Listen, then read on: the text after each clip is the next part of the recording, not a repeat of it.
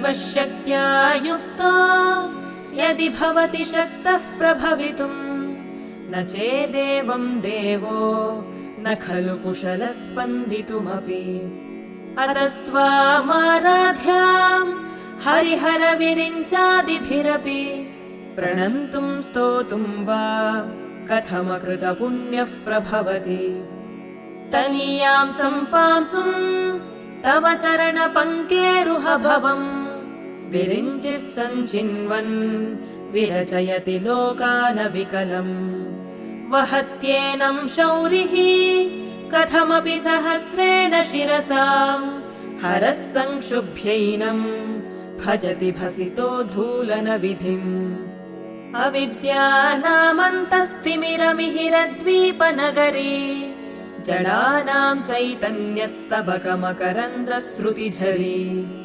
दरिद्राणां चिन्तामणिगुणनिका जन्मजलधौ निमग्नानां दंष्ट्रा मुररिपुवराहस्य भवति त्वदन्यः पाणिभ्याम् अभयवरदो दैवतगणः त्वमेका नैवासि प्रकटितवराभीत्यभिनया भयात्रातुं दातुं फलमपि च वाञ्छासमधिकम् शरण्ये लोकानां तव हि चरणावेव निपुणौ हरिस्त्वामाराध्य प्रणतजनसौभाग्यजननीं पुरानारी भूत्वा पुररिपुमपि क्षोभमनयत् स्मरोऽपि त्वा नत्वा रतिनयनलेह्येन वपुषा मुनीनामप्यन्तः प्रभवति हि मोहाय महताम् धनुः पौष्पं मौर्वी मधुकरमयी पञ्चविशिखाः वसन्तः सामन्तो मलयमरुदायो धनरथः तथाप्येकः सर्वम् हिमगिरिसुते कामपि कृपाम् अपाङ्गात्ते लब्ध्वा जगदिदमनङ्गो विजयते क्वणत्काञ्चीदामा करिकलभकुम्भस्तननदा परिक्षीणा मध्ये परिणतशरच्चन्द्रवदना धनुर्बाणान् पाशम् सृणिमपि दधाना करतलैः पुरस्तादास्तां नः पुरमथितुराहो पुरुषिका सुधा सिन्धोर्मध्ये सुरविटपि वाटी परिवृते मणिद्वीपे नीपोपवनवति चिन्तामणिगृहे शिवाकारे मञ्चे परमशिवपर्यङ्कनिलयाम् भजन्ति त्वां धन्याः कतिचन चिदानन्दलहरीम् महीं मूलाधारे कमपि मणिपूरे हुतवहम् स्थितं स्वाधिष्ठाने हृदि मरुतमाकाशमुपरि मनोऽपि भ्रूमध्ये सकलमपि भित्त्वा कुलपथम् सहस्रारे पद्मे सहरहसि पत्या विहरसे सुधाधारासारैः चरणयुगलान्तर्विगलितैः प्रपञ्चं सिञ्चन्ति पुनरपि रसाम्नाय महसः अवाप्य स्वां भूमिं भुजगनिभमध्युष्टवलयम् स्वमात्मानं कृत्वा स्वपिशिकुलकुण्डे कुहरिणि चतुर्भिः श्रीकण्ठैः शिवयुवतिभिः पञ्चभिरपि प्रभिन्नाभिः शम्भोः नवभिरपि मूलप्रकृतिभिः चतुश्चत्वारिंशत् वसुदलकलाश्रत्रिवलयत्रिरेखाभिः सार्धम् तव शरणकोणाः परिणताः त्वदीयं सौन्दर्यम् तुहिनगिरिकन्ये तुलयितुम् कवीन्द्राः कल्पन्ते कथमपि विरिञ्चि प्रभृतयः यदा लोकौत्सुक्यात् अमरललना यान्ति मनसा तपोभिर्दुष्प्रापाम् अपि गिरिशसायुज्य पदवीम् नरं वर्षीयांसं नयनविरसं नर्मसुजडम् तवापाङ्गालोके पतितमनुधावन्ति शतशः गलद्वेणीबन्धाः कुचकलशविस्रस्तसिचयाः हठात् त्रुट्यत्काञ्च्यो विगलितदुकूला युवतयः क्षितौ 55 250 हुताशे 62 450 दिवि 30 मनसि च 64 ये मयूखास्तेषामप्युपरि तव पादाम्बुजयुगम्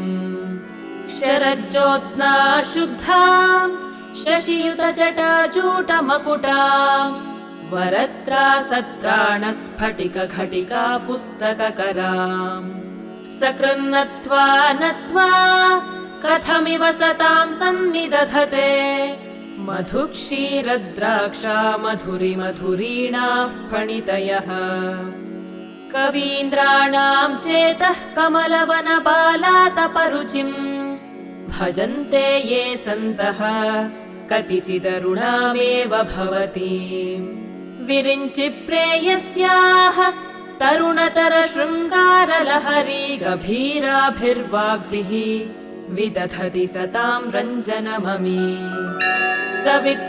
सवित्रीभिर्वाचाम् शशिमणिशिलाभङ्गरुचिभिः वशिन्याद्याभिस्त्वाम् सह जननि सञ्चिन्तयति यः सकर्ता काव्यानाम् भवति महताम् भङ्गिरुचिभिः वचोभिर्वा देवी वदनकमलामोदमधुरैः तनुच्छायाभिस्ते तरुणतरणि श्रीसरणिभिः दिवम् सर्वामुर्वीम् अरुणिमनिमग्नाम् स्मरति यः भवन्त्यस्यत्रस्यत्वनहरिणशालीननयनाः सहोवर्ष्यावर्ष्याः कति न गीर्वाणगणिकाः मुखम् बिन्दुम् कृत्वा कुचयुगमधस्तस्य तदधो हरार्धम् ध्यायेद्यो हरमहिषिते मन्मथकलाम् स सद्यः संक्षोभम् नयति वनिता इत्यति लघु त्रिलोकीमप्याशुभ्रमयति रवीन्दुस्तनयुगाम् किरन्तीमङ्गेभ्यः किरणनिकुरुम्बामृतरसम् हृदि त्वामाधत्ते हिमकरशिलामूर्तिमिव यः ससर्पाणाम् दर्पम् शमयति शकुन्ताधिप इव ज्वरप्लुष्टान् दृष्ट्या सुखयति सुधाधारसिरया तटिल्लेखा तन्वीम् तपनशशिवैश्वानरमयीम् निषण्णाम् षण्णामप्युपरि कमलानाम् तव कलाम् महापद्माटव्याम् मृदितमलमायेन मनसा महान्तः पश्यन्तो दधति परमाह्लादलहरीम् भवानि त्वम् दासे मयि वितर दृष्टिम् सकरुणाम् इति स्तोतुम् वाञ्छन् कथयति भवानि त्वमिति यः तदैव त्वम् तस्मै दिशसि निज सायुज्य पदवीम् मुकुन्द ब्रह्मेन्द्र स्फुटमकुटनीराजितपदाम् त्वया हृत्वा वामम् वपुरपरितृप्तेन मनसा शरीरार्धम् शम्भोः अपरमपि शङ्के हृतमभूत् यदेतत्त्वद्रूपम् सकलमरुणाभम् त्रिनयनम् कुचाभ्यामानम्रम् कुटिलशशिचूडालमकुटम् जगत्सूते धाता हरिरवतिरुद्रः क्षपयते तिरस्कुर्वन्नेतत् स्वमपि वपुरीशस्तिरयति सदा पूर्वः सर्वम् तदिदमनुगृह्णाति च शिवः तवाज्ञामालम्ब्य क्षणचलितयोर्भ्रूलतिकयोः त्रयाणाम् देवानाम् त्रिगुणजनितानाम् तव शिवे भवेत् पूजा तव चरणयोर्या विरचिता। तथा हि त्वत्पादोद्वहनमणिपीठस्य निकटे स्थिता ह्येते शश्वत् मुकुलितकरोत्तं समकुटाः। विरिञ्चिः पञ्चत्वम् व्रजति हरिराप्नोति विरतिम्। विनाशङ्कीनाशो भजति धनदो याति निधनम्। वितन्द्री माहेन्द्री विदतिरपि सम्मीलितदृशा। महासंहारेऽस्मिन् विहरति सति त्वत्पतिरसौ। जपो जल्पः शिल्पम् सकलमपि मुद्रा विरचना। गतिः प्रादक्षिण्यक्रमणमशनाद्याहुतिविधिः।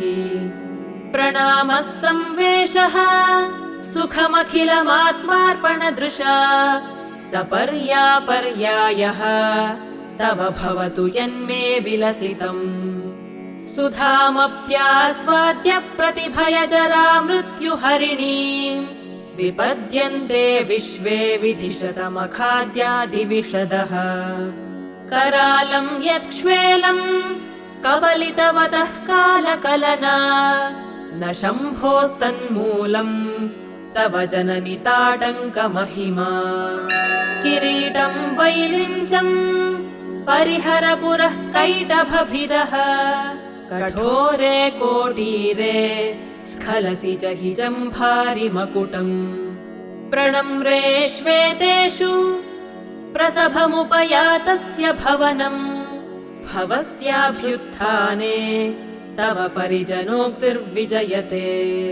स्वदेहोद्भूताभिः घृणिभिरणिमाद्याभिरभितो। निषेव्ये नित्ये त्वाम् अहमिति सदा भावयति यः। किमाश्चर्यम् तस्य त्रिनयन समृद्धिम् तृणयतो। महासंवर्ताग्निः विरचयति नीराजनविधिम्। चतुष्षष्ट्या तन्त्रैः सकलमभिसन्धाय भुवनम्। स्थितस्तत्तत्सिद्धिप्रसवपरतन्त्रैः पशुपतिः। पुनस्त्वन्निर्बन्धात् अखिलपुरुषार्थैकघटना। स्वतन्त्रम् ते तन्त्रम् क्षितितलमवातीतरदिदम्। शिवः शक्तिः कामः क्षितिरथरविशीतकिरणः। स्मरोऽहंसः शक्रः तदनु च परामारहरयः। अमीहृल्लेखाभिः तिसृभिरवसानेषु घटिताः। भजन्ते वर्णास्ते तव जननि नामावयवताम्। स्मरं योनिं लक्ष्मीम् त्रितयमिदमादौ तव मनोः। निधायैके नित्ये निरवधि महाभोगरसिकाः। भजन्ति त्वाम् चिन्तामणिगुणनिबद्धाक्षवलयाः। शिवाग्नौ जुह्वन्तः सुरभिघृतधाराहुतिशतैः। शरीरम् त्वम् शम्भोः शशिमिहिरवक्षोरुहयुगम्। तवात्मानम् मन्ये भगवति नवात्मानमनघम्। अतः शेषशेषीत्ययमुभयसाधारणतया। स्थितः सम्बन्धो वाम् समरसपरानन्दपरयोः। मनस्त्वम् व्योमत्वम् मरुदसि मरुत्सारथिरसि। त्वमापस्त्वम् भूमिः त्वयि परिणतायाम् न हि परम्। त्वमेव स्वात्मानम् परिणमयितुम् विश्ववपुषा। चिदानन्दाकारम् शिवयुवति भावेन बिभृशे। तवाज्ञाचक्रस्थम् तपन शशिकोटिद्युतिधरम्। परम् शम्भुम् वन्दे परिमिलितपार्श्वम् परचिता। यमाराध्यन् भक्त्या रविशशिशुचीनाम विषये। निरालोके लोके निवसति हि भालोकभुवने। विशुद्धौ ते शुद्धस्फटिकविशदम् व्योमजनकम्। शिवम् सेवे देवीम् अपि शिवसमानव्यवसिताम्। ययोः कान्त्या यान्त्याः शशिकिरणसारूप्यसरणेः विधूतान्तर्ध्वान्ता विलसति चकोरीव जगति समुन्मीलत्संवित्कमलमकरन्दैकरसिकम् भजेऽहं सद्वन्द्वम् किमपि महतां मानसचरम् यदालापादष्टादशगुणितविद्यापरिणतिः यदा दत्ते दोषात् गुणमखिलमद्भ्यः पय इव तव स्वाधिष्ठाने हुतवहमधिष्ठाय निरतम् तमीडे संवर्तम् जननि महतीं तां च समयाम् यदा लोके लोकान् दहति महति क्रोधकलिते दयार्द्राया दृष्टिः शिशिरमुपचारं रचयति तटित्वन्तं शक्त्या तिमिरपरिपन्थिस्फुरणया स्फुरन्नानारत्नाभरणपरिणद्धेन्द्रधनुषम् तव श्यामं मेघं कमपि मणिपूरैकशरणम् निषेवे वर्षन्तम् हरमिहिरतप्तम् त्रिभुवनम् तवाधारे मूले सहसमयया लास्य परया नवात्मानं मन्ये नवरसमहाताण्डवनटम् उभाभ्यामेताभ्याम् उदयविधिमुद्दिश्य दयया सनाथाभ्याम् जज्ञे जनकजननीमज्जगदिदम् गतैर्माणिक्यत्वम् गगनमणिभिः सान्द्रघटितम् किरीटम् ते हैमम् हिमगिरिसुते कीर्तयति यः सनीडे यच्छायाच्छुरणशबलम् चन्द्रशकलम् धनुःशौनासीरम् किमिति न निबध्नाति धिषणाम् धुनोतु ध्वान्तम् नः तुलितदलितेन्दीवरवनम् घनस्निग्धश्लक्ष्णम् चिकुरनिकुरुम्बम् तव शिवे यदीयम् सौरभ्यम् सहजमुपलब्धुम् सुमनसो वसन्त्यस्मिन् मन्ये बलमथनवाटी विटपिनाम् तनोतु क्षेमन्नः तव वदन सौन्दर्यलहरी परीवाह स्रोतः सरणिरिव सीमन्तसरणिः वहन्ती सिन्दूरम् प्रबलकबरी भारतिमिरद्विषाम् बृन्दैर्बन्दीकृतमिव नवीनार्ककिरणम् अरालैः स्वाभाव्यात् अलिकलभसश्रीभिरलकैः परीतन्ते वक्त्रम् परिहसति पङ्केरुहरुचिम् दरस्मेरे यस्मिन् दशनरुचि किञ्जल्करुचिरे सुगन्धौ माद्यन्ति स्मरदहन चक्षुर्मधुलिहः ललाटम् लावण्यद्युतिविमलमाभाति तव यत् द्वितीयम् तन्मन्ये मकुटघटितम् चन्द्रशकलम् विपर्यासन्न्यासात् उभयमपि सम्भूय च मिथः सुधालेपस्यूतिः परिणमतिराकाहिमकरः भ्रुवौ भुग्ने किञ्चित् भुवनभयभङ्गव्यसनिनी त्वदीये नेत्राभ्याम् मधुकररुचिभ्याम् धृतगुणम् धनुर्मन्ये सव्येतरकरगृहीतम् रतिपतेः प्रकोष्ठे मुष्टौ च स्थगयति निगूढान्तरमुमे अहः सूते सव्यम् तव नयनमर्कात्मकतया त्रिया माम् वामन्ते सृजति रजनीनायकतया तृतीया ते दृष्टिः दरदलितहेमाम्बुजरुचिः समाधत्ते सन्ध्याम्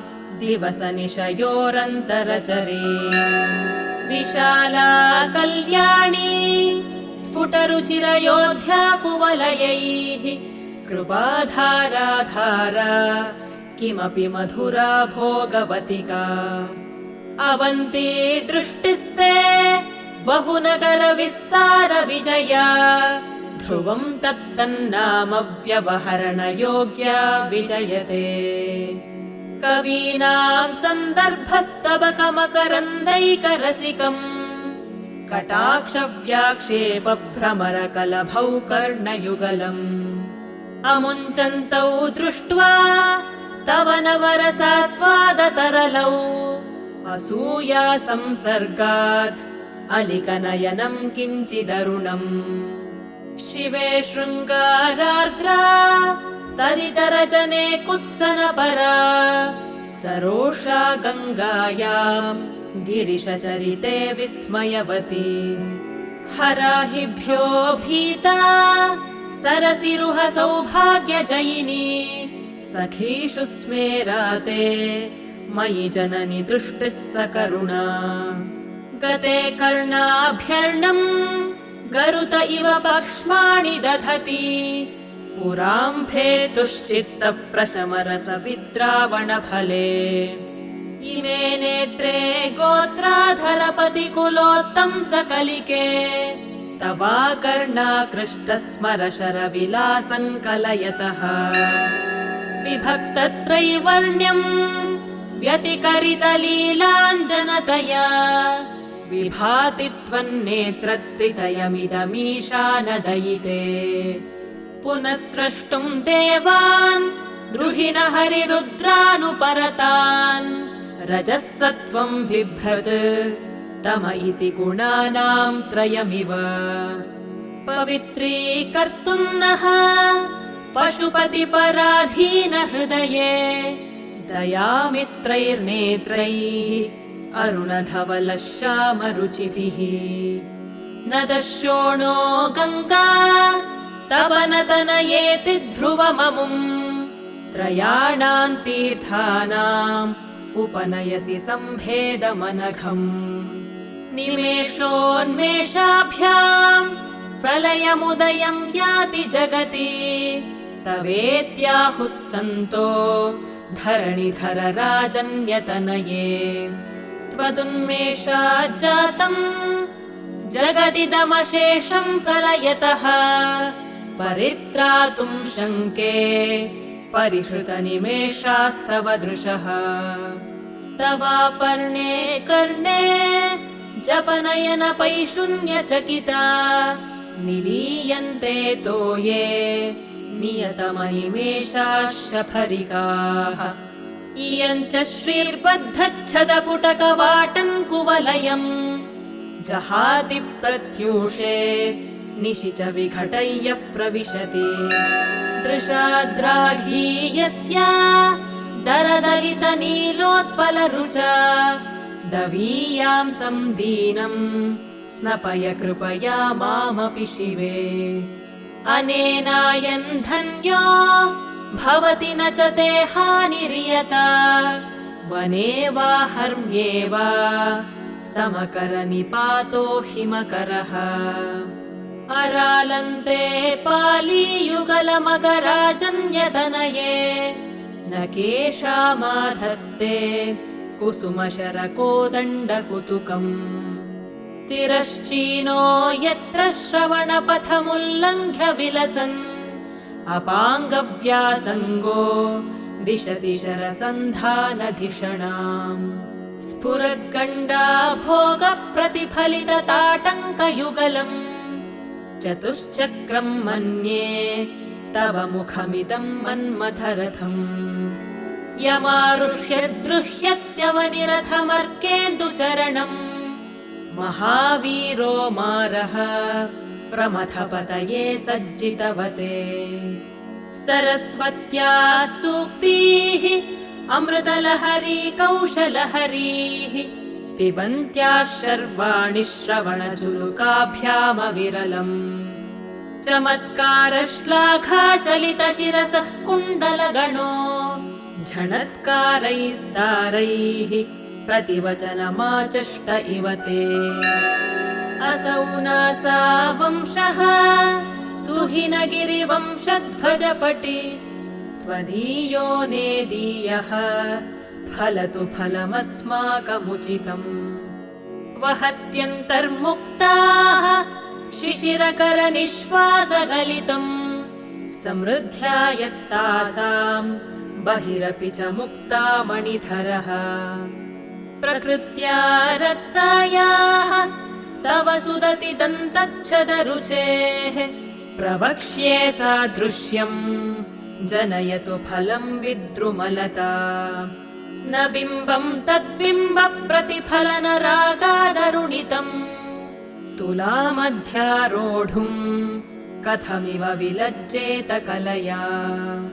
स्मितज्योत्स्नाजालम् तव वदन चन्द्रस्य पिबताम् चकोराणामासीत् अतिरसतया चञ्चुजडिमा।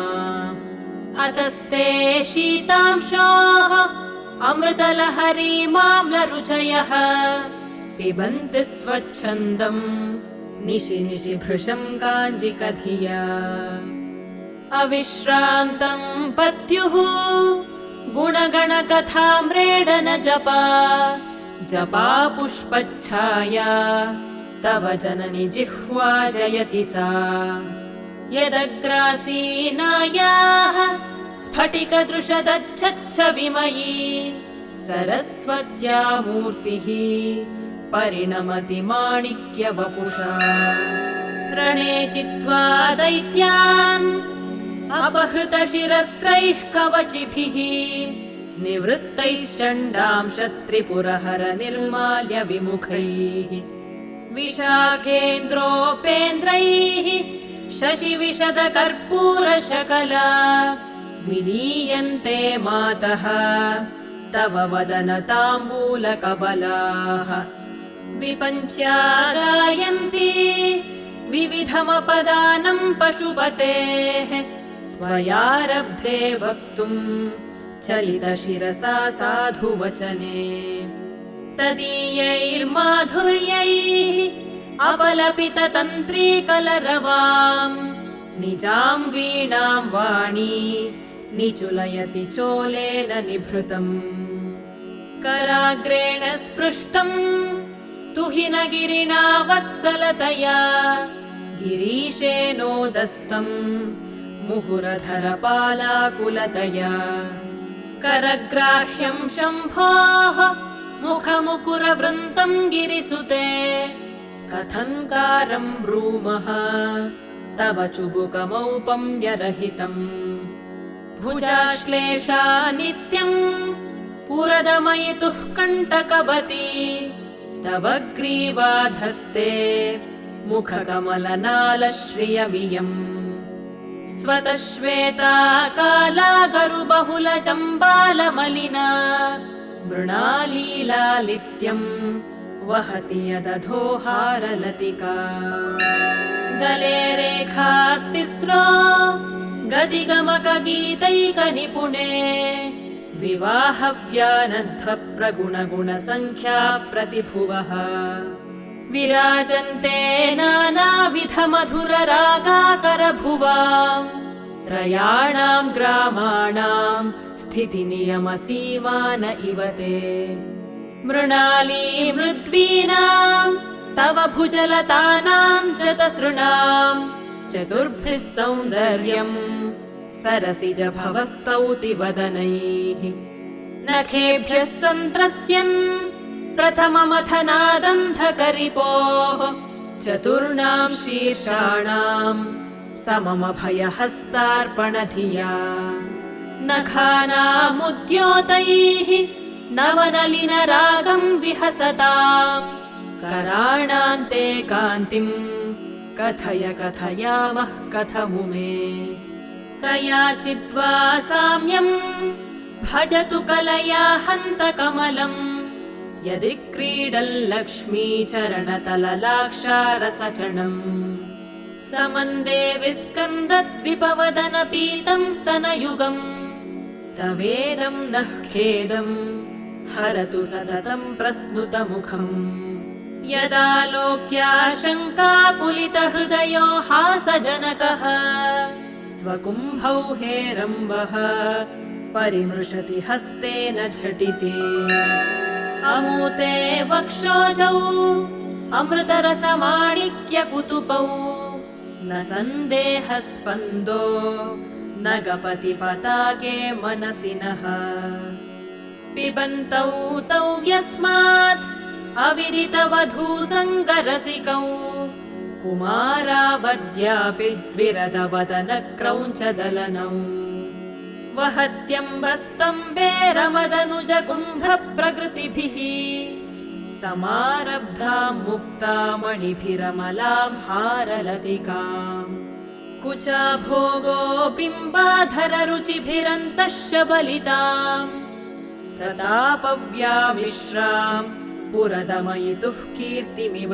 ते तव स्तन्यं मन्ये धरणिधर कन्ये हृदयतः पयः पारावारः परिवहति सारस्वतमिव दयावत्या दत्तम् द्रविडशिशुरास्वाद्य तव यत् कवीनां प्रौढानाम् अजनिकमनीयः कवयिता हरक्रोधज्वाला बलिभिरवलीढेन वपुषा गभीरे तेनाभिसरसि कृतसङ्गो मनसि जः समुत्तस्थौ तस्मात् अचलतनये धूमलतिका जनस्तान् जानीते तव जननि रोमावलिरिति यदेतत्कालिन्दी तनुतरतरङ्गाकृति शिवे कृशे मध्ये किञ्चित्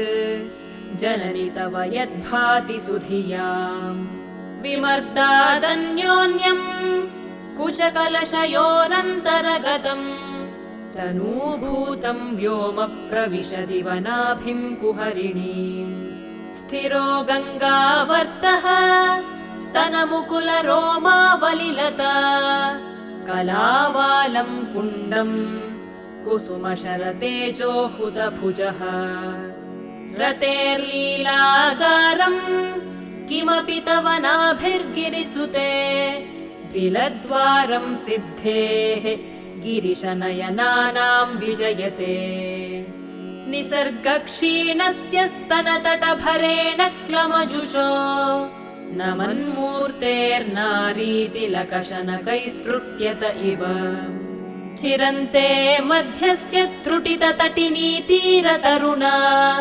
समावस्थास्थेम्नो भवतु कुशलम् शैलतनये कुचौ सद्यस्विद्यत्तटघटितकूर्पासभिदुरौ कषन्तौ दोर्मूले कनककलशाभौ कलयता तव त्रातुम् भङ्गात् अलमिति वलग्नम् तनुभुव त्रिधानद्धम् देवि त्रिवलिलवलीवल्लिभिरिव गुरुत्वम् विस्तारम् क्षितिधरपतिः पार्वति निजात् नितम्बादाच्छिद्य त्वयि हरणरूपेण निदधे अतस्ते विस्तीर्णो गुरुरयमशेषाम् वसुमतीम् नितम्बप्राग्भारः स्थगयति लघुत्वम् नयति च करीन्द्राणाम् शुण्डाम्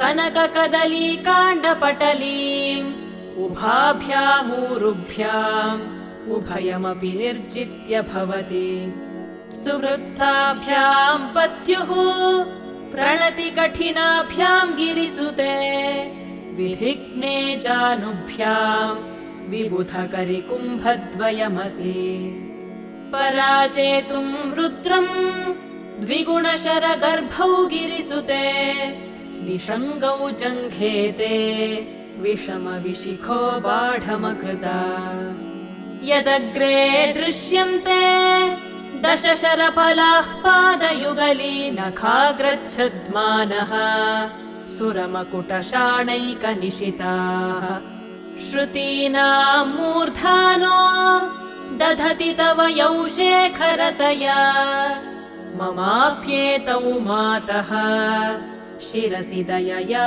धेहि चरणौ ययोः पाद्यम् पातः पशुपतिजटाजूटतटिनी ययोर्लाक्षा लक्ष्मीः अरुणहरिचूडामणिरुचिः नमो वाकं ब्रूमो नयनरमणीयाय पदयोः तवास्मै द्वन्द्वाय स्फुटरुचिरसालक्तकवते असूयत्यत्यन्तम् यदभिहननाय स्पृहयते पशूनामीशानः प्रमदवनकङ्केलितरवे मृषा कृत्वा गोत्रस्खलनमथ वैलक्ष्यनमितम् ललाटे भर्तारम् चरणकमले ताडयति ते चिरादन्तः शल्यम् दहनकृतमुन्मूलितवता तुलाकोटिक्वाणैः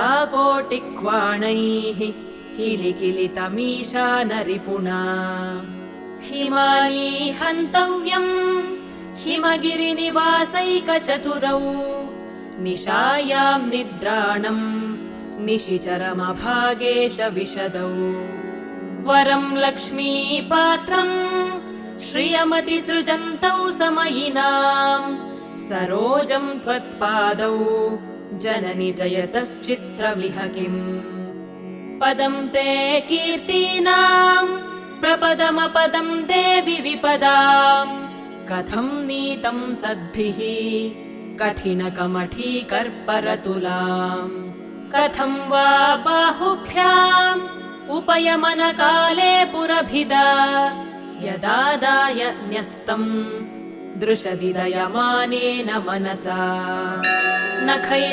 नखैर्नाकस्त्रीणाम् करकमलसङ्कोच शशिभिः तरूणाम् दिव्यानाम् हसत इव ते चण्डिचरणौ फलानि स्वस्थेभ्यः किसलयकराग्रेण ददताम् दरिद्रेभ्यो भद्राम् श्रियमनिशमन्हाय ददतौ ददाने दीनेभ्यः श्रियमनिशमाशानुसदृशीम् अमन्दम् सौन्दर्यप्रकरमकरन्दम् विकिरति तवास्मिन् मन्दारस्तबकसुभगे यातु चरणे निमज्जन्मज्जीवः करणचरणः षट्चरणताम् पदन्यासक्रीडा परिचयमिवारब्धु मनसः स्खलन्तस्ते खेलम् भवनकलहंसा न जहति अतस्तेषाम् शिक्षाम् सुभगमणिमञ्जीररणितच्छलादाचक्षाणम् चरणकमलम् चारुचरिते गतास्ते मञ्चत्वम् द्रुहिण हरिरुद्रेश्वरभृतः शिवस्वच्छच्छाया घटितकपटप्रच्छदपटः त्वदीयानाम् भासाम् प्रतिफलनरागारुणतया शरीरे शृङ्गारो रस इव दृशाम् दोग्धिकुतुकम् अरालाकेशेषु प्रकृतिसरला मन्दहसिते शिरीशाभाचित्ते दृशदुपलशोभाकुचतटे भृशम् तन्वी मध्ये पृथुरुरसिजारोह विषये जगत्त्रातुम् शम्भोः जयति करुणा